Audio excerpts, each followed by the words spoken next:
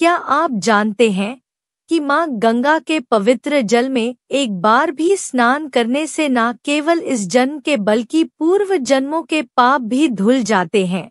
लेकिन माँ गंगा का जन्म कैसे हुआ और कैसे वह धरती पर प्रकट हुई, उनके माता पिता कौन थे, क्या माँ गंगा देवी पार्वती की बहन है, गंगा मैया के और भी कई नाम क्यों हैं, हिंदू धर्म में गंगा नदी को देवी के रूप में क्यों पूजा जाता है। आज हम आपको इस वीडियो में वह रोग कथा सुनाने जा रहे हैं जिसके बारे में भारतीय वेद और पुराणों में विस्तार से बताया गया है, पर आपने शायद ही कभी सुनी होगी।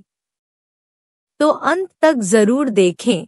इस कथा की शुरुआत होती है दैत्यों के राजा बलि से, जो विष्णु भक्त प्रहलाद जी के पौत्र थे। राजा बलि एक महान योद्धा थे और अपनी दानवीरता और न्यायप्रियता के लिए प्रसिद्ध थे। उन्होंने अपने पिता विरोचन की देवराज इंद्र द्वारा छल से की गई हत्या के बाद तीनों लोकों पर अपना अधिकार कर लिया था। अपनी शक्तियों के कारण उन्हें इतना घमंड हो गया था कि उन्होंने स्वयं को भगवान मानना शुरू कर दिया था। जब असुरों के राजा बलि ने देवताओं को युद्ध में पराजित कर दिया और स्वर्ग पर अपना कब्जा कर लिया, तब सभी देवता बहुत दुखी हो गए। दुखी देवता अपनी माता आदित्य के पास पहुँचे और अपनी समस्या बताई। तब आदित्य ने अपने पति कश्यप ऋषि के कहने पर एक व्रत किया, जिसके शुभ फल से भगवान विष्णु ने वामन अवतार के रूप में जन्म लिया। उसी समय राजा बलि अपने राज्य की सुख समृद्धि के लिए अश्वमेध यज्ञ करवा रहे थे, जिसमें उन्होंने विशाल ब्राह्मण भोजन का आयोजन किया और दान दिया। तब भगवान विष्णु वामन रूप में राजा बलि के पास पहुँचे। हालांकि राजा बलि को यह आभास हो गया था कि स्वयं भगवान विष्णु उनके पास आए हैं। जब राजा बलि ने ब्राह्मण से दान मांगने के लिए कहा, तब भगवा वामन ने राजा बलि से 3 कदम जमीन दान में मांगी। यह सुनकर राजा बलि खुशी खुशी तैयार हो गए। तब भगवान विष्णु ने अपना विकराल रूप धारण किया। उनका पैर इतना विशाल हो गया कि पूरी पृथ्वी को एक पैर से नाप लिया और दूसरे पैर से पूरे आकाश को। इसके बाद वामन भगवान ने पूछा कि अपना तीसरा पैर कहाँ रखें।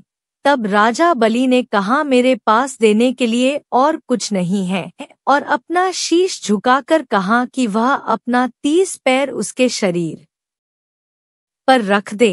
तब वामन भगवान ने ऐसा ही किया और इस प्रकार राजा बलि पाताल लोक में समा गए। अब प्रश्न आता है कि इस कथा का गंगा नदी से क्या संबंध है। दरअसल जब भगवान विष्णु ने अपना दूसरा पैर आकाश की ओर उठाया था, तब ब्रह्मा जी ने उनके पैर धोए थे और उस जल को कमंडल में भर लिया था। जल के तेज से ब्रह्मा जी के कमंडल में माँ गंगा का जन्म हुआ था। कुछ समय बाद ब्रह्मा जी ने उन्हें पर्वतराज हिमालय और उनकी पत्नी मैना को पुत्री के रूप में सौंप दिया था। इस तरह गंगा मियाँ देवी पार्वती की बहन हुई। एक कथा यह भी प्रचलित है कि जब भगवान वामन ने अपना एक पैर आकाश की ओर उठाया था, तब उनकी चोट से आकाश में छेद हो गया था।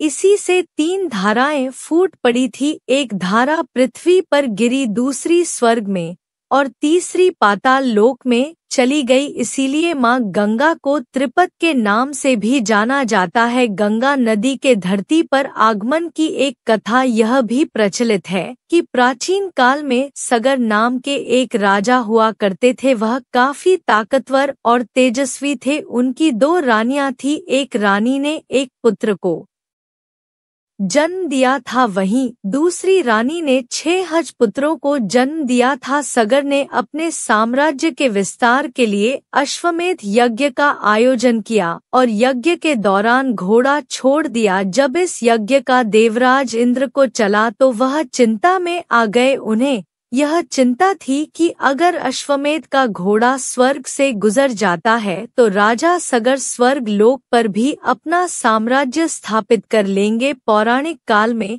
अश्वमेध यज्ञ के दौरान छोड़ा गया घोड़ा जिस राज्य से गुजरता था वह राज्य उस राजा का हो जाता था, इसलिए स्वर्ग लोक गमवाने के भय के कारण इंद्र ने अपना वेश बदलकर राजा सगर के घोड़े को चुपचाप कपिल मुनि के आश्रम में बांध दिया। जब सगर को इसकी खबर लगी तो उन्होंने अपने 6 हज पुत्रों को अश्वमेध घोड़े को ढूंढ कर लाने का आदेश दिया। सगर के 6 हज पुत्र जब आश्रम पहुँचे तब कपिल मुनि ध्यान में लीन थे। जब सभी पुत्रों ने आश्रम पर हमला कर दिया तब कपिल मुनि का ध्यान भंग हो गया। वे क्रोधित हो गए। क्रोध से उनकी आंखें पूरी तरह लाल हो गई। जैसे ही कपिल मुनि ने अपनी आंखें खोली और उनमें से तेज अग्नि निकली जिसमें जलकर सगर के 60 हज पुत्र भस्म हो गए। बहुत समय तक 6 हजपुत्र रो की खबर नहीं मिली तो राजा सगर ने अपने पौत्र अंशुमान को उन्हें ढूंढने के लिए भेजा। अंशुमान उन्हें खोजते खोजते कपिल मुनि के आश्रम के पास पहुंच गया। वहां जो मंजर था उसे देखकर अंशुमान दंग रह गया। उसके सभी चाचा राख में तब्दील हो गए थे। तभी वहां से पक्षीराज गरुड़ उड़ते हुए आए और अंशुमान को बताया कि यह सब कपिल मुनि के कोप से हुआ है। सगर के 60 हज पुत्रों की आत्मा को तभी मुक्ति मिलेगी जब उनका गंगा के पानी से तर्पण होगा।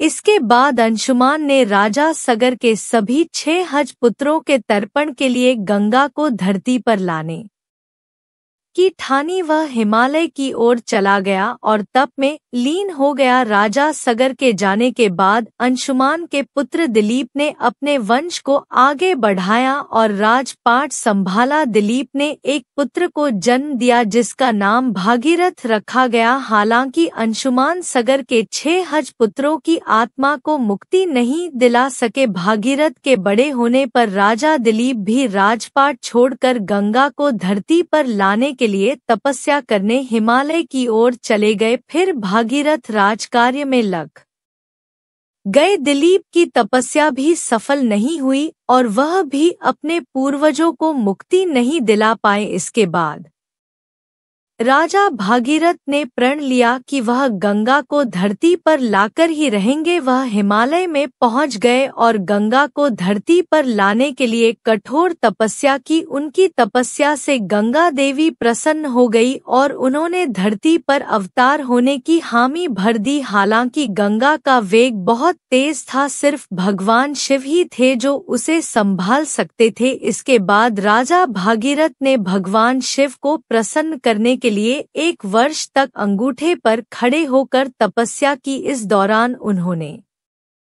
कुछ भी ग्रहण नहीं किया। शिवजी भागीरथ से प्रसन्न हुए और गंगा को धरती पर लाने में उनकी मदद करने के लिए राजी हो गए। तब ब्रह्मा जी ने अपने कमंडल से गंगा की धारा छोड़ी और शिव ने अपनी जटाओं में उसे समेट लिया। कुछ दिन बाद शिव ने अपनी एक जटा खोली और फिर गंगा का धरती पर अवतरण हुआ। जिस दिन गंगा की पहली धारा धरती पर आई वह ज्येष्ठ शुक्ल दशमी का दिन था, इसीलिए इस दिन को गंगा दशहरा के रूप में मनाया जाता है। गंगा के धरती पर आने के बाद राजा भागीरथ ने हिमालय से उसका रास्ता बनाया और उसके पानी को मैदानी इलाकों में लेकर आए। फिर अपने पूर्वजों का गंगा नदी के पवित्र जल से तर्पण किया और उन्हें मुक्ति दिलाई। तो दोस्तों, यह थी मां गंगा के जन्म और धरती पर आने की अलग अलग पौराणिक कथाएं।